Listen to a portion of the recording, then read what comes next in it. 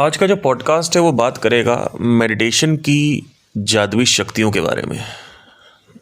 देखिए, ये एक ऐसा टैबू टॉपिक है जिसके बारे में कोई गुरु बात नहीं करना चाहता, कोई खुल के विचार नहीं रखना चाहता। सबने मेडिटेशन को ऐसा बना दिया है जैसे ब्रॉथल हो। Everybody has make an image about the meditation that it is a brothel, it is a कोठा। वहाँ पे आपको नहीं जाना चाहिए, और जाते सब हैं लेकिन बोलना कोई नहीं चाहता। एंड जादुई शक्तियों से मेरा मतलब ये नहीं है कि आप इसको ऐसा सोचने लगे कि आपको कोई सुपरमैन या स्पाइडरमैन वाली शक्ति मिल जाएगी। बट आज इसके बारे में एक विशेष रूप से चर्चा होगी, क्योंकि बहुत सारे महापुरुषों ने यूट्यूब पे मेडिटेशन को गालियां दी हैं, और ये सारे महापुरुष एक्सट्रीम एंगर में रहते हैं। एक्सट्रीम एंगर मतलब ज़रा सा कुछ पूछो तो गुस्से में बात करते हैं, ज़रा सी चीज़ में। एक होता है नॉर्मली रिस्पॉन्स करना, एक होता है गुस्से में बात करना। बहुत सारे महापुरुषों ने कंट्रोवर्सीज क्रिएट करी एक दूसरे से। उसका सबसे मेजर जो रीज़न था वो था कि कोई मेडिटेशन प्रैक्टिसेस फॉलो नहीं हो रही है। You see, there are 4 types of suffering in the human conditioning or the human society, human brain. Number 1, the suffering created by desire. मुझे ये नहीं मिल रहा, मुझे वो नहीं मिल रहा, मुझे ये चाहिए, मुझे वो करना है, मुझे ये बनना है, मुझे ये करना है। That is suffering created by desire. मुझे ये चाहिए, मुझे उस लड़की को पाना है, मुझे यूपीएससी क्रैक करना है, मुझे ये करना है, मुझे सिंगर बनना है, मुझे एक्टर बनना, मैं नहीं बन पा रहा हूँ, मुझे पैसे चाहिए, मुझे ये चाहिए, मुझे वो। That is all suffering by desire. यहाँ पे मेडिटेशन का कोई रोल नहीं है। Then there is suffering by chemical, यहाँ पर मेडिटेशन का रोल है। Then there is suffering by physical triggers, physical अर्थ ट्रिगर्स, यानी साइकोलॉजिकल को हटा के जो ट्रिगर पॉइंट्स है वो फिजिकल है। जैसे कर्जा चढ़ा हुआ है, मम्मी को कैंसर हो गया, पापा को कैंसर हो गया, किसी का एक्सीडेंट हो गया, आपका हाथ पैर कट गया, आपको बीमारी लग गई, आपका स्टिफनेस है बॉडी में, तो उसके चक्कर में क्या होगा, वहाँ से मूड आपका ख़राब होगा। तो वो इनएविटेबल है। वहाँ पे साइकोलॉजिकल ट्रिगर नहीं है, पर इंटरनल ट्रिगर जो है वो नहीं है, एक्सटर्नल ट्रिगर है। राइट। अब ये एक्सटर्नल ट्रिगर चाहे आत्मज्ञान हो चाहे ना हो, उससे कोई मतलब नहीं है। ये भी ध्यान में रखिएगा कि अगर आपकी मम्मी को कैंसर है तो आपको सफरिंग होगी। अगर आपका हाथ पैर कटा है तो आपको कुछ टाइम के लिए सफरिंग होगी। अगर आपका बीमारी चल रही, बुखार है तो सफरिंग होगी। ये नहीं है कि बुखार है तो सफरिंग नहीं होगी क्योंकि मेरे को आत्मज्ञान प्राप्त है। सफरिंग होगी। फील गुड सेंसेशन जो है वो फिजिकल बॉडी से बहुत बुरी तरीके से ट्रिगर होती है। अगर हम अभी आपके प्लास से आपका नाखून उखाड़ दें तो आप कहोगे भाई दर्द हो रहा है। वहाँ पे आत्मज्ञान काम नहीं करेगा, वहाँ पे मेडिटेशन काम नहीं करेगा। ये चीज़ ध्यान रखना अच्छे से। Then there is suffering which is created by no challenges, मतलब चुनौतियां नहीं है जिंदगी में। अब ये एक बहुत बड़ा कंट्रोवर्शियल स्टेटमेंट है जो मेरे द्वारा दिया जा रहा है, क्योंकि जब आपको आत्मज्ञान प्राप्त हो जाता है तब आपको अपने संसारी कर्मों में अपने आप को लगा देना चाहिए। काम करते रहो, आप क्रिएटिविटी की तरफ जाते रहो, क्योंकि आत्मज्ञान प्राप्त होने के बाद भी ऊर्जा को इससे मतलब नहीं है। यानी जो एनर्जी है आपके अंदर, प्राण है, उसको इससे मतलब नहीं कि आपको ज्ञान प्राप्त हो गया। वो तो सिर्फ काम करता है पहले लेवल पे, यानी सफरिंग बाय डिजायर। आत्मज्ञान की जो भूमिका है वो सिर्फ पहले लेवल पे, यानी पहली टाइप की जो सफरिंग है वो है सफरिंग बाय डिजायर। ये मैंने कई बार दोहराया है। इसके रिलेटेड अगर कोई प्रश्न हो तो आप नीचे लिख सकते हैं। कई गुरु ये रिकमेंड करते हैं कि अपने आप को काम में झोंक दो। काम में झोंको, बट पहले 3 प्रकार की जो दुख हैं उसको बाईपास कर लो, फिर झोंको। काम में झोंकने का मतलब ये नहीं, काम में तो सभी ने झोंक रखा है। एक तो कंटेक्चुअल एप्लीकेशन किसी गुरु को आती नहीं सही से, वो मुंह खोलेंगे और भक्क से बोल देंगे, बिना सोचे हुए कि इसको क्वेश्चन किया जा सकता है, बिना ये सोचे हुए कि ज़रूरी नहीं है कि आपके सब्सक्राइबर्स में कोई आपके सेशन में आके बैठा हुआ है पैसे देके या ना पैसे देके। हो सकता है वो मूड बुद्धि है, लेकिन इस दुनिया में और भी लोग हैं जो आपके चीज़ों को चैलेंज कर सकते हैं, आपके सॉल्यूशंस को क्वेश्चन कर सकते हैं। उसमें से एक मैं हूं। आपने कहा कि अपने आप को काम में झोंक दो, यही सुख है। ये तब है जब आत्मज्ञान प्राप्त हो जाए, और आत्मज्ञान प्राप्त होगा तो सिर्फ बाकी की 2 सफरिंग बच जाएगी, पहली सफरिंग खत्म होगी। ये भी समझना, 4 प्रकार की सफरिंग होती है, आत्मज्ञान पहले पे काम करता है। तो अगर दूसरी यानी केमिकल बेस्ड सफरिंग और तीसरी यानी फिजिकल बेस्ड सफरिंग सही नहीं है तो दिक्कत हो जाएगी। तो चैलेंज सफरिंग जो है वो, ये पहले की 3 लेयर सही होनी चाहिए आपकी। मोस्ट ऑफ द टाइम लोगों के पास पैसा है तो फिजिकल सफरिंग नहीं है, लोगों के पास मनी है तो फिजिकल सफरिंग नहीं है, लोग जिम जाते हैं तो फिजिकल सफरिंग नहीं हो रही, अपना एक स्वस्थ है, मम्मी पापा को कैंसर नहीं है, घर वाले सेटल्ड है, मोस्ट ऑफ द लोग इस पे रहते हैं। तो फिजिकल ट्रिगर्स इतने नहीं है। पैसे के लिए अगर सफरिंग हो रही है तो फिजिकल है, यानी फिजिकल वर्ल्ड से रिलेटेड, ध्यान से सुन लेना, फिजिकल वर्ल्ड से रिलेटेड सफरिंग होनी चाहिए। अब दूसरे प्रकार की जो सफरिंग है वो है केमिकल सफरिंग। ये कई लोगों में सही नहीं है। तो इसकी वजह से क्या होता है, कई गुरुओं को गांजा पीते हुए पकड़ा गया, कई गुरुओं को दारू पीते हुए पकड़ा गया, रेप करते हुए पकड़ा गया, प्रोस्टिट्यूट बुलाते हुए पकड़ा गया, कई गुरुओं को, कई तो गुरु जेल में बंद है। राइट। तो क्या हो रहा है, एक्चुअली हमारा जो मन है वो बाघ की तरह है, लेकिन मन को हमने कुत्ता बना दिया है। हम सोचते हैं कुत्ते को कंट्रोल किया जा सकता है, बाघ को कंट्रोल नहीं किया जा सकता। बाघ जब तक हड्डी खा रहा है, जब तक पेट भरा हुआ है, तब तक बाघ आपके लिए मित्र है। जैसे ही बाघ ने हड्डी खत्म करी अपनी, तो वो आपको भी खा जाएगा, 2-3 दिन वेट करेगा, फिर आपको भी खा जाएगा। ये बाघ की प्रवृत्ति है। ये कुत्ता नहीं है कि तुम और कुत्ते जंगल में चले गए, कुत्ता अपने आप को खा लेगा लेकिन तुम्हें नहीं खाएगा। तो मन कुत्ते की तरह लोग समझते हैं, मन को कुत्ता समझ रखा लोगों ने कि हम कुत्ते की तरह इसको कंट्रोल कर लें। नहीं, बाघ की गुलामी कर रहा है तू बाघ की गुलामी कर रहा है, तू मन का गुलाम है। उस गुलामी के लिए पहले उसको वो दे, तब वो तेरे को रिलीज मारेगा, तब तेरे को स्वतंत्र करेगा वो, तब तुझे सच में 1947 की आजादी मिलेगी। 1947 नाम की है। फिजिकली हम लोग फ्री हैं, लेकिन मेंटली हम लोग आज भी कैद में हैं। और मेंटल कैद कौन पैदा करता है? मन पैदा करता है। मन को ज्ञान से कोई मतलब नहीं, इसलिए आत्मज्ञान भी यहां पे आके फीका पड़ जाता है। बहुत सारे गुरु भटक गए। इसलिए अगर आप देखेंगे, एक गुरु है सदगुरु, उसको बहुत लोगों ने बोला पैसा कमा रहा है, ये है वो है, बेवकूफ बनाता है, सब कुछ उसने बताया, लेकिन वो गुरु आज तक किसी भी कंट्रोवर्सी पर रिप्लाई नहीं करता। वो गुरु, उस गुरु की मैं इसलिए इज्जत करता हूं क्योंकि उस गुरु का मन शांत है। वो गुरु आज तक कभी भी किसी भी रैकेट में नहीं पकड़ा गया। जग्गी वासुदेव की बात हो रही है, बहुत लोगों ने लगाया एलिफेंट कॉरिडोर, पता नहीं क्या क्या, वो सब लीगली प्रूव नहीं कर पाए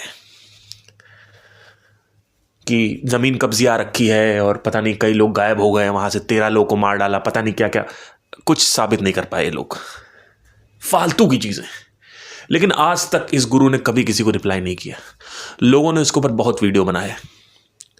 हाँ, 1-2 चैनल है जिन्होंने कुछ ऐसा वीडियो बना दिया था कि इन्होंने अपनी वाइफ को ही मार डाला, इस तरीके से कुछ करके बनाया था, तो वो एक टेक डाउन करवाया था वीडियो। बहुत खतरनाक वीडियो था वो, क्योंकि वो अल्टीमेटली इतना ज़्यादा खतरनाक था कि वो व्यूज़ ज़्यादा हो गए थे, उसकी इमेज बहुत ज़्यादा ख़राब हो रही। तो ऐसे में तो कोई भी एक्शन लेगा। ये गुरुज महासमाधि में मानते नहीं है, जो बाकी के गुरुज हैं ना, इनको चक्र जागरण में कोई इंटरेस्ट है, ना इनको कुंडलिनी से कोई लेना देना है, और ना ही ये लोग ये मानते ही नहीं। ये कहते हैं कि हम मानेंगे ही नहीं। एक होता है प्रैक्टिस करना, एक होता है हम मानेंगे ही नहीं। ये एक ऐसे गेंद पे बैठे हुए हैं जो गेंद हवा में उड़ रहा है 17,000 किलोमीटर प्रति घंटे की रफ्तार से, और ये कह रहे हैं जगत लॉजिक है। एक ऐसी एनर्जी है जो स्पेस को एक्सपैंड करती है, अंतरिक्ष को एक्सपैंड करती है, डार्क एनर्जी बोलते हैं। 98% हमारी जिंदगी में डार्क एनर्जी का बहुत बड़ा रोल है, लेकिन ये उसके बाद भी लॉजिक से देख रहे हैं स्पेस को। इनको हर चीज में लॉजिक चाहिए, जो सेंसेस से दिख रहा है उसको मानेंगे। अगर इतना ही बड़ा लॉजिक है तो लॉजिक से लॉजिक की लिमिटेशन भी देखना चालू करो। ये कहते हैं साइंटिस्ट, साइंटिफिक हो जाओ, साइंटिफिक हो जाओ, साइंटिफिक हो जाओ। साइंटिस्ट मल्टीवर्स की बात कर रहे हैं, वहां इनके मुंह नहीं खुलते। साइंटिस्ट स्ट्रिंग थ्योरी की बात करते हैं, वहां इनके मुंह नहीं खुलते हैं। साइंटिस्ट क्वांटम एंटेंगलमेंट की बात करते हैं, वहां इनके मुंह नहीं खुलते हैं। साइंटिस्ट ये कहते हैं कि ये एक पैरेलल यूनिवर्स हो सकता है, वहां पे नहीं बोलते। साइंटिस्ट ये भी कहते हैं कि साइमुलेशन भी हो सकता है, वहां इनके मुंह नहीं खुलते। लेकिन साइंटिस्ट बस ये कहते हैं कि इलेक्ट्रॉन है तो हमने देख लिया, बस वहां तक इनका मुंह खुलेगा कि पार्टिकल होता है। अरे ये साइंस 1920 की है। 1920 की साइंस के बाद से 1950 से लोगों ने ऐसी ऐसी बातें करना चालू कर दिया। साइंस खुद एक्सप्लोर कर रही है मिस्टिकल डायमेंशंस को। तुम क्या बात करोगे?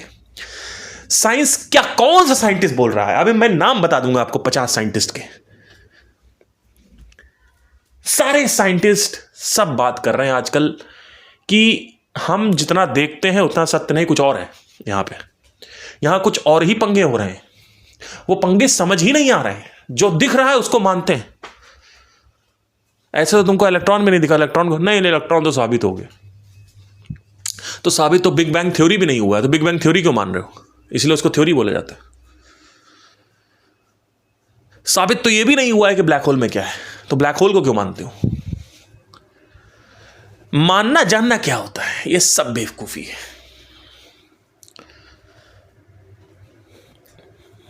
सबसे बड़ी चीज होती है प्रत्यक्ष प्रमाण। जब आप किसी चीज का प्रत्यक्ष प्रमाण कर लेते हैं तब उस चीज का बहुत बड़ा आपके जीवन में भूमिका हो जाती है। उसके आगे फिर लॉजिक की चलती नहीं। यही मेरे साथ हुआ था। जब मैंने मेडिटेशन की जर्नी चालू करी तो मैं एक्सट्रीम मिस्टिकल था, एक्सट्रीम स्केप्टिकल था। मुझे नहीं पता था कि ये सब क्या होता है। ये सब फालतू की चीजें हैं। सुबह उठे, दोस्तों के साथ चले गए कॉलेज, पैसा, ये बनना है, ये पैसा है और ये करना, ये बस यही जिंदगी है। इसके अलावा इस जिंदगी में कुछ भी नहीं है। यानी एक फेक यूनिवर्स जो ह्यूमंस ने क्रिएट कर रखा है। हम दो यूनिवर्स में जीते हैं। एक यूनिवर्स है फिजिकल यूनिवर्स, एक होता है हमारे मेंटल यूनिवर्स, फेक यूनिवर्स। हमारी सारी सफरिंग जो है वो फेक यूनिवर्स से रिलेटेड है। एक बच्चा पैदा होता है, उस बच्चे को कुछ बन के दिखाना है, तब उस बच्चे की मूल्यता है। अगर बच्चा बन गया तो मूल्यता है, अगर बच्चा नहीं बना तो मूल्यता नहीं। एक प्रेशर है। ये किसकी एक्सपेक्टेशन है? ये सोसाइटी की एक्सपेक्टेशन है। सोसाइटी को 20 जूते मारने चाहिए रोज। इसीलिए जितने भी गुरु आए हैं, चाहे ओशो हो, कृष्णमूर्ति हो, सबने सोसाइटी को डूम किया। सोसाइटी को कहा कि सोसाइटी झूठ है, सोसाइटी के सारे फ्लॉज, सारे जो रूल्स हैं वो फ्लॉ है, बेकार है, वाहियात है, उसके कोई मूल्यता नहीं है आध्यात्मिक स्तर पे या नेचर के स्तर पे या रियलिटी के स्तर पे। तो लेकिन हम सफर कर रहे हैं एक ऐसे थॉट को जो थॉट हमें रियलिटी लग रहा है। वो थॉट क्या है कि मेरे ये पेरेंट्स की तरफ रिस्पॉन्सिबिलिटी है, मुझे ये पूरा करना है। वो रिस्पॉन्सिबिलिटी पूरी करने के बाद एक और रिस्पॉन्सिबिलिटी है, वो पूरी करनी है। फिर एक और रिस्पॉन्सिबिलिटी है, वो पूरी करनी है। फिर एक और रिस्पॉन्सिबिलिटी है, वो पूरी करनी है। ऐसे करते करते हमारा पूरा जीवन खत्म हो जाता है, समाप्त हो जाता है। एक लड़की है, वो बांझिन है, इनफर्टाइल। वो परेशान हो रही कि उसका बच्चा पैदा नहीं हो रहा। क्यों? क्योंकि उसके सास ससुर को बच्चा चाहिए, उसके पति को बच्चा चाहिए। ये किसने प्लांट किया थॉट? ये थॉट रियलिटी लग रहा है। इस थॉट को फेक यूनिवर्स कहते हैं। ये जो कंडीशनिंग है, जो मेमोराइज किया गया है आपको बचपन से, इसको कंडीशनिंग बोलते हैं। इस कंडीशनिंग को सफर करने को बोलते हैं उत्पीड़न, शोषण। ये कंडीशनिंग ही सफर कर रहे हो आप, और कुछ नहीं सफर कर रहे हो। जो भी छू रहे हो वो डॉक्टर नहीं है, इंजीनियर नहीं है, इलॉन मस्क नहीं है, अब्दुल कलाम नहीं है, नरेंद्र मोदी नहीं है, वो इंसान है, वो मनुष्य है, वो चमड़ी है, वो खाल है। लेकिन जब तुम छुओगे तो तुम्हें लगेगा कि तुम किसी को छू रहे हो, वो कोई महापुरुष है। तुम्हारे मन में इमेज ऐसी बना दी गई है। वो खाल चमड़ी मेरे पास भी, वही खाल चमड़ी अब्दुल कलाम के पास भी है। लेकिन जब तुम छुओगे तुम कहोगे अरे वाह क्या बात है, इनकी खाल चमड़ी ज़्यादा अच्छी। रियलिटी जो है वो कुछ और है। दो यूनिवर्स हैं। एक यूनिवर्स है फेक, जिसकी वजह से जिसमें हम जी रहे हैं, हम सुबह से लेकर शाम तक इसी में जीते हैं। सुबह उठते हैं, हमें कुछ कार्य संपन्न करने, वो कार्य कौन करवा रहा है, वो काम कौन करवा रहा है? वो काम करवा रहे हैं लोग। वो लोग जो बोल रहे हैं वही आप कर रहे हो, उससे रिलेटेड सफरिंग हो रही है। मुझे एनईटी क्रैक करना है, मुझे ये क्रैक करना है, मुझे वो क्रैक करना है, मुझे अब ये शादी करनी है, अब बच्चे होने हैं। अरे शादी नहीं करेंगे तो क्या होगा, सब बॉयकॉट कर देंगे। अरे ये करना, अरे वो करना, ऐसे जीना चाहिए, वैसे जीना चाहिए, ये सोचना चाहिए, हमारी तरफ ये रिस्पॉन्सिबिलिटी पूरी करो। हमें अपने डिजायर की रिस्पॉन्सिबिलिटी पूरी करनी है। दो ही प्रेशर है समाज के। एक है कि सामाजिक प्रेशर, सोसाइटल प्रेशर। एक है समाज की वासनाएं, समाज के बर्निंग डिजायर्स जो आपको पूरा करना है। वो क्या है? कुछ भी हो सकता है। बेटा बैंक की तैयारी करनी है, बेटा ये करना, खुश हो जाएंगे हम। बेटा हमें एक अच्छा घर दे दो, बेटा हमें अच्छा एक ये दे दो, वो दे दो, ये कर दोगे तो संपन्न है जिंदगी, नहीं है तो जीवन हम आपको धिक्कारेंगे। सोसाइटी बॉयकॉट कर देती है। अगर सोसाइटी को आप सोसाइटी की चाहत नहीं देते हो तो सोसाइटी आपको बॉयकॉट कर देती है। इस बॉयकॉट से हम डरते हैं। हमें लगता है अगर सोसाइटी हमें वैलिडेट करेगी तो हम खुश हो जाएंगे, हम प्रिवेंटिव रहेंगे, प्रोटेक्टिव रहेंगे। ये जो सोसाइटल बॉयकॉट है इससे हम डरते हैं कि हमें ये करना है, हमें वो करना है, हमें ये करना है, हमें वो करना है। सोसाइटी की नजरों में हमें ऊपर उठना है। सोसाइटी मतलब क्या? माँ बाप, दोस्त, रिश्तेदार, आसपास के लोग, जज करने वाले लोग, इंस्टाग्राम के फॉलोअर्स, इंस्टाग्राम पे लोग, सोशल मीडिया पे लोग क्या कहेंगे? वो देखो वो आदमी सबसे अच्छा है। क्यों? क्योंकि वो आदमी सक्सेसफुल है। वो देखो वो आदमी देखो फेलियर है। ये फेक यूनिवर्स का पार्ट है। वो देखो वो आदमी कितना अच्छा है, उसने वक्त पे शादी भी कर ली, वक्त पे बच्चे भी कर लिए। वो देखो वो आदमी कितना अच्छा है, वो कितना गुणी है। देखो ये आदमी, इसके अंदर कोई गुण नहीं है। वो देखो वो आदमी कितना अच्छा है, उसने अपनी मम्मी पापा को सराखों पे बैठा के रखा है, अपनी मम्मी पापा की बातें मानता है। आज वो छोटे शहर में रह रहा है अपने मम्मी पापा की वजह से, बड़ा सारी बातें मानता है, हम जो कहते हैं वो करता है। वो देखो संपन्न आदमी है। वो देखो पुत्र है एक अच्छा। वो सुपूत है, ये कुपूत है।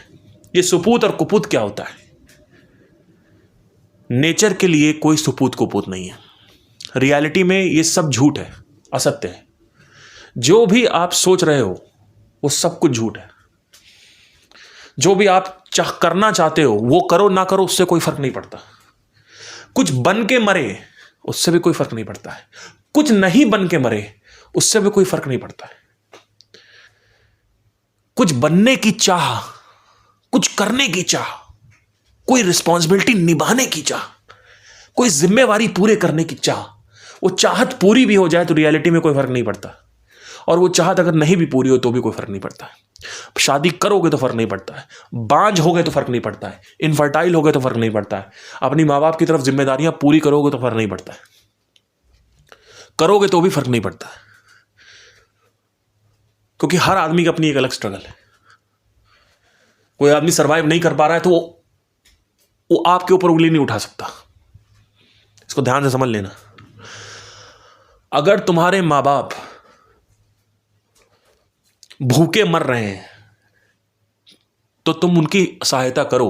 अगर तुम्हारे पास पैसा है, नहीं कर रहे हो तो तुम ऑब्वियसली वहां पे निर्दयी हो। मैं कह रहा हूं अगर तुम्हारे माँ बाप ऑलरेडी सर्वाइवल मोड में है और वो कह रहे हैं दूसरा मंजिला बना, तीसरा मंजिला बनवा दो, सारा पैसा भेजो, तीसरा बनवाना है, एक ज़मीन ले लो बेटा, अरे हमें बेटा 50,000 रुपये महीना भेजा करो, अरे बेटा हमको 1 लाख रुपये महीना दो, तब हम आपको नवाजेंगे, तब तुम सुपूत हो, नहीं तो साले तुम कुपूत हो। मैं सर्वाइवल की बात नहीं कर रहा हूं।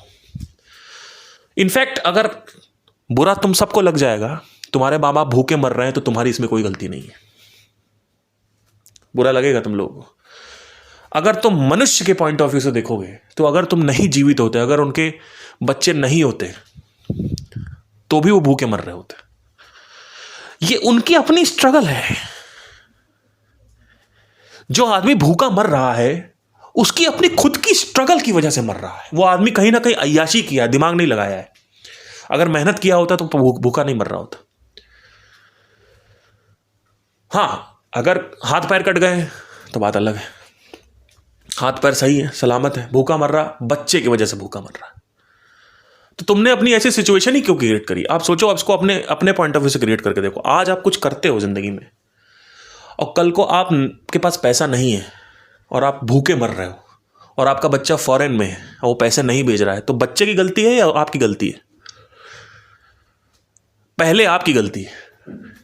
पहले गलती ये है कि पहले आपने अपना सर्वाइवल खुद क्यों नहीं देखा, नंबर 1। नंबर 2, ऐसे बच्चे क्यों पैदा किया आपने, अपने संस्कार बच्चे को सही क्यों नहीं दिए, नंबर 2। नंबर 3, ये अननेसेसरी प्रेशर क्या है? ये कौन सा प्रेशर है कि हमको पैसा भेजो? ये किस चीज का प्रेशर है? ये जो प्रेशर है, ये सोसाइटी का प्रेशर है, ये फेक यूनिवर्स का पार्ट है। यहां पे बात रियलिटी और अनरियलिटी की हो रही है, यहां सत्य और असत्य की बात हो रही है। जिसको छुआ जाएगा वो मनुष्य है, वो बेटा नहीं है। जिसको छुआ जाएगा वो पिता है, सॉरी पिता नहीं है, मनुष्य है, चमड़ी है, खाल चमड़ी है। जिसको हक किया जाता है वो खाल चमड़ी है, वो एक इंसान है, वो स्केलेटल है, ढांचा है। लेकिन तुम्हारे मन में बैठा हुआ है कि यह आदमी कुछ और है, और उसको लेके तुम सफर कर रहे हो। ये रिस्पॉन्सिबिलिटीज है मेरी खुद की, मेरे ऊपर किसने दी? मैंने खुद ने दी। कहां से आई? सोसाइटी से, मास मीडिया, दोस्तों से, यहां वहां सुना बचपन से कि ये करना होता है, उसको करने से फिर ये होता है, उससे कुछ नहीं होता। अगर आप ध्यान से ऑब्जर्व करेंगे तो आप देख पाएंगे there is a distinguish between fake universe and the real universe. The fake universe is actually human created. The tiger will eat sadhu, the tiger will eat आतंकवादी also. The water will provide for sadhu, the water will provide for terrorist also. The concept of terrorist and saint is human created. The nature doesn't give a shit about all these things. तो अब सवाल आता है कि ये कर्मा क्या होता है? कर्म करने से क्या हमें जो सजा मिलती है? देखिए, अगर आप अपनी क्रिएटिविटी को एक्सट्रीम लेवल पे यूज कर रहे हैं, मतलब क्या कि अगर आपका जो क्रिएटिविटी सेगमेंट है, यानी राजसिक सेगमेंट है, उसको अगर आप एक्सट्रीम लेवल पे यूज कर रहे हैं, तो आप एक बहुत बेहतरीन टेररिस्ट बन सकते हैं। आपको कोई नहीं पकड़ पाएगा। ध्यान से सुन लेना, यहां कर्म नहीं आएगा। फिर से मैं बोल रहा हूं, ध्यान से सुनना। नेगेटिव लेके जा रहा हूं थोड़ा, लेकिन सुनना ध्यान से। आप एक बहुत बेहतरीन चोर बन सकते हैं अगर आप पढ़ाई करें, ऑब्जर्व करें, क्वेश्चन करें। यहां पे कोई भगवान, कोई कुछ नहीं आएगा, कभी नहीं पकड़े जाओगे, लिखवा लो। यहां पे कोई कर्म नहीं आएगा। पकड़ा कौन जाता है? पकड़ा वो जाता है जो आलसी है, जिसने मेहनत नहीं करी है, जिसने अपने चोर की स्किल पे काम नहीं किया कभी, जिसने ये नहीं समझा बेसिक्स ऑफ चोर क्या होता है, बेसिक्स ऑफ टेररिज्म क्या होता है, जिसने ये समझ लिया कि ऑब्जर्वेशन एंड क्वेश्चनिंग का रोल टेररिज्म पे और काउंटर टेररिज्म पे क्या होता है, वो आदमी इस मॉडल फ्रेमवर्क को यूज करके एक दुनिया का सबसे बड़ा टेररिस्ट बन सकता है, सबसे बड़ा चोर बन सकता है। लेकिन बात यह है कि अब कैसे करें इसको यूज। तो मैं आपको पॉजिटिव में तो बता दूंगा इसको कैसे यूज करना है लेकिन कभी नेगेटिव में बताऊंगा नहीं। नेगेटिव में सिर्फ फ्रेमवर्क आपके पास है और फ्रेमवर्क अगर आप अप्लाई कर लो तो आपकी वो है। लेकिन इतना अप्लाई कौन करे, इतना ऑब्जर्वेंट कौन होता है। हमें तो फटाक से गोली उठानी है और दागनी है। तो गोली उठा के दागोगे, 4-5 लोग मार डालोगे, 400-500 लोग मार डालोगे, लेकिन उससे ज़्यादा नहीं मार पाओगे, उससे पहले मार दिए जाओगे। अगर तुम चाहते हो कि मैं 800 करोड़ को मार डालूं तो तुम्हें ऑब्जर्वेशन फ्रेमवर्क समझना पड़ेगा, लेकिन वो तुम समझोगे नहीं। उसको समझाने के लिए मुझे तुम्हारे पास आना पड़ेगा, लेकिन तुम मेरे को बुला भी लो तो भी मैं तुम्हें नहीं बताऊंगा मैं अपने आप को ऐसा पोजीशन कर रहा हूं कि मुझे कल को कोई कहीं किडनैप हो गया मेरा तो कहेंगे कि चलो ये आप बताइए जरा इसमें कैसे करना है इसको बट एनीवे, वो मेरे पे यकीन नहीं करेंगे क्योंकि मैंने केस स्टडीज नहीं दी अभी तक। ये थ्योरीज हैं, इसको साबित करने के लिए एक केस स्टडी पकड़नी पड़ेगी, एक किसी को हायर करना पड़ेगा, किसी चोर को। उस चोर को अगर मैं सिखाता हूं और पूरे मीडिया में, सोशल मीडिया में फैला देता हूं, देखो मैंने चोरी सिखाई इसको, तब मेरा किडनैप होगा। उससे पहले कुछ नहीं होने वाला। चक्कर क्या है सारा का सारा कि ये सब कुछ फेक यूनिवर्स का पार्ट है। जो आदमी डिस्टिंक्ट ही नहीं कर पा रहा है कि फेक यूनिवर्स क्या है और रियल यूनिवर्स क्या है, आध्यात्मिक जगत क्या है, यानी वास्तविक जगत क्या है और काल्पनिक जगत क्या है। वास्तविक जगत क्या है? जो मौजूद है, जिसको छुआ जा रहा है, वो वास्तविक जगत है। जिसको सोचा जा रहा है, जो थॉट है, वो काल्पनिक जगत है। ये जिम्मेवारियां पूरी करनी है। वो जिम्मेदारी किसने बनाई? ये कैसी जिम्मेदारियां हैं कि पहला मंजिला बन गया, दूसरा मंजिला बनवा दो, एक जमीन और खरीद कर डाल दो। ये कैसी जिम्मेदारियां हैं? ये क्या है? ये कौन सी जिम्मेदारियां हैं कि बच्चे पैदा करके देने ही पड़ेंगे सास ससुर को? अरे बच्चा पैदा हो उससे भी कोई फर्क नहीं पड़ता, और बच्चा ना पैदा हो उससे भी कोई फर्क नहीं पड़ता। इनफैक्ट बच्चा पैदा होगा तो अच्छा होगा बुरा होगा वो तो हमारे हाथ में ही नहीं है। थोड़ा बहुत हम शेप कर सकते हैं, लेकिन अगर अल्टीमेटली उसको जो करना है वो ही करेगा। और पॉपुलेशन में हम कंट्रीब्यूशन दे रहे हैं। तो आप लोग का पूरा दिन, पूरा समय, पूरी ऊर्जा, पूरा एफर्ट, सारा खून, हड्डी, मांस, मदिरा, ये सब कुछ जो भी जा रहा है ना, ये सिर्फ फेक यूनिवर्स में जा रहा है। तुम लोग पृथ्वी पे होते हुए भी पृथ्वी पे नहीं हो। तुम लोगों ने अपनी अलग पृथ्वी बना रखी है। वो पृथ्वी जो बना रखी है तुम लोगों ने, जो पूरा एक यूनिवर्स बना रखा है तुम लोगों ने, वो असत्य है। उस असत्य की वजह से तुम्हें दुख होता है। सत्य क्या है? जो कुछ भी है वो सत्य है। जो है उसके बारे में जो कुछ सोच रहे हो वो सब असत्य है। किसी को छू रहे हो तो बाप को नहीं छू रहे हो, एक पुरुष को छू रहे हो, लेकिन फील आएगी कि बाप को छू रहे हो। ये क्या है? एक लड़के को हक कर रहे हो अजनबी को, और एक बाप को हक कर रहे हो, दोनों में फील अलग अलग आएगी। ये जो फील आ रही है ये फेक यूनिवर्स का पार्ट है। ये ह्यूमन कंडीशनिंग का पार्ट है। इस कंडीशनिंग को देखो और इस कंडीशनिंग से मुक्त हो जाओ। मुक्त हो जाओ का मतलब ये नहीं होता है कि अब तुम किसी को भी फेक हक करने लगो। किसी के साथ भी सो जाओ, जाके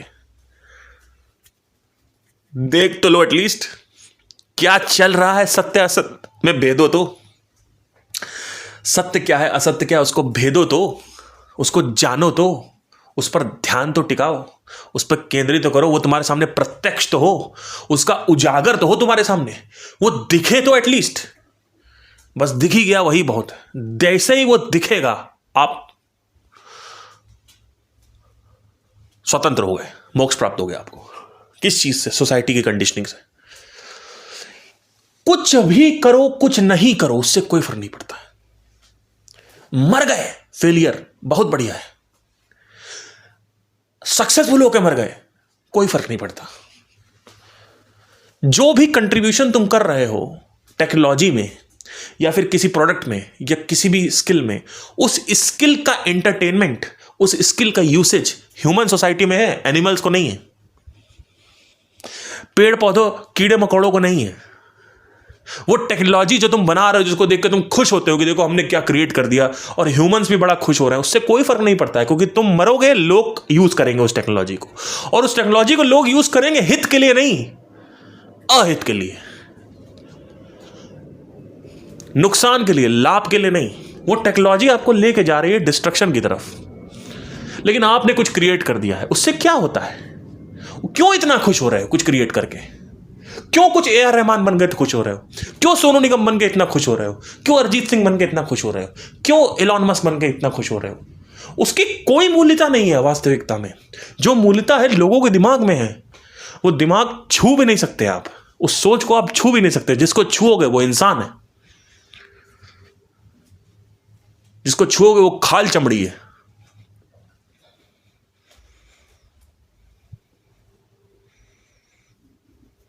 ये कैसी हवस है,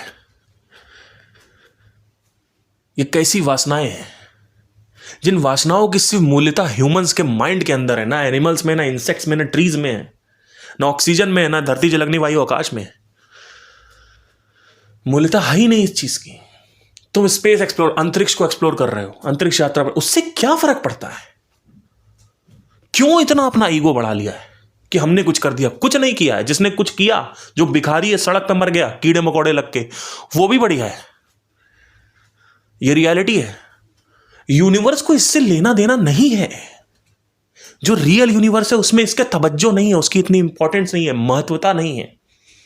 महत्वता किसकी है कि तुम प्रकृति को देख पा रहे हो, प्रकृति को जान पा रहे हो, प्रकृति का सत्य देख पा रहे हो और असत्य को भेद पा रहे हो।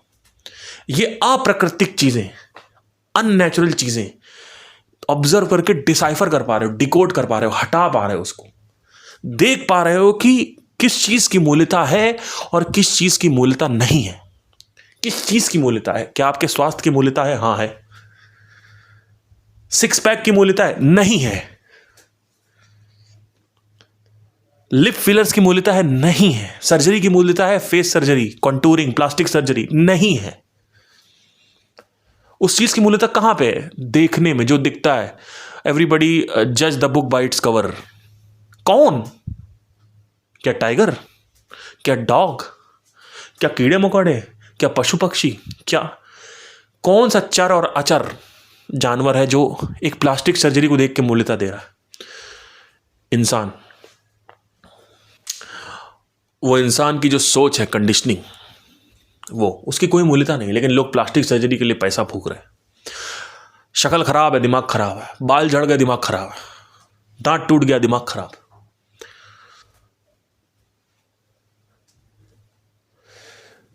अब ऐसा नहीं है कि अगर आपका मान लीजिए दांत वांत टूट गया और अगर आप नहीं बनवा रहे हो तो आपको सफरिंग नहीं होगी।